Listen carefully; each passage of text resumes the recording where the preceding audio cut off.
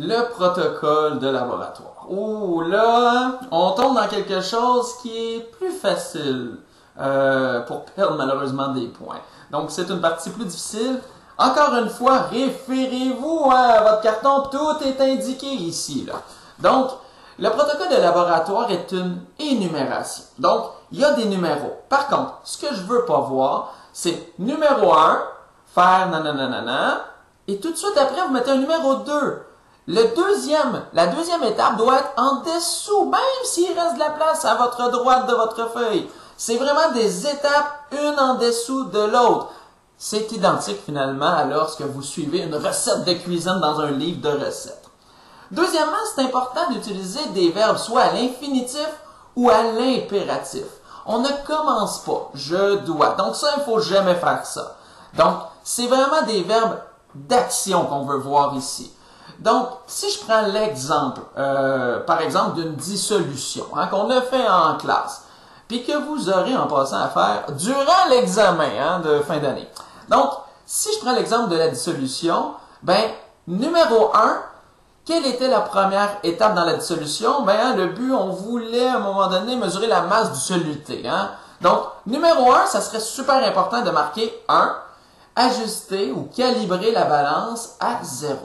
C'est des étapes qui doivent être très importantes. Quand je vous corrige, là, je regarde d'une façon, puis j'aime ça utiliser ce terme-là, je fais comme si je connaissais pas les sciences. Et comme si vous me disiez exactement quoi faire.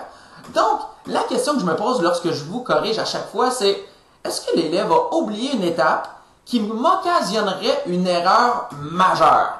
Je vous donne un exemple. Vous ne me dites pas d'ajuster la balance à 0. Vous êtes d'accord que dans ce temps-là, automatiquement, tous vos résultats, donc toutes vos masses, vont être erronés.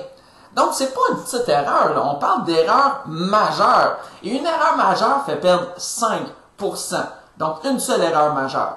C'est super important que chacune de vos étapes soit très détaillée. Dans le cas où vous devriez, par exemple, expliquer le montage, donc il y aurait un montage complexe à faire, je vous conseille fortement d'utiliser un dessin sous forme de croquis. Le dessin nous sauve énormément de mots et c'est vraiment utile de l'utiliser. Dans le document, juste ici, donc je vous montre là-bas ici, vous avez un protocole puis vous voyez, il y a un petit schéma que l'élève ici avait décidé de faire. Ce schéma-là rend clair les explications. Des fois, c'est difficile avec les mots de tout expliquer convenablement. Donc, si le dessin t'aide à expliquer un montage précis, passe par le dessin. Il faut également que vous compreniez qu'il faut réduire au maximum le protocole de laboratoire. Donc, utilisez des verbes du type répéter les étapes 1 à 5 pour les deux autres substances. Lorsqu'on a fait la dissolution, vous vous rappelez, il y en avait 3 à faire.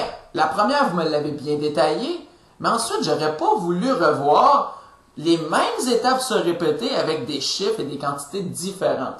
Donc, utilisez, répétez les étapes 1 à 5 pour telle et telle substance, en ajoutant bien sûr les précisions, des distinctions qui pourraient exister entre ces deux manipulations-là. Donc, sur ce, je vous souhaite un excellent protocole de laboratoire. Et un petit conseil à la fin, les enseignants, on aime bien ça, votre dernière étape que vous marquez « Nettoyer et ranger le matériel ». Sur ce, je vous souhaite un excellent rapport. Merci!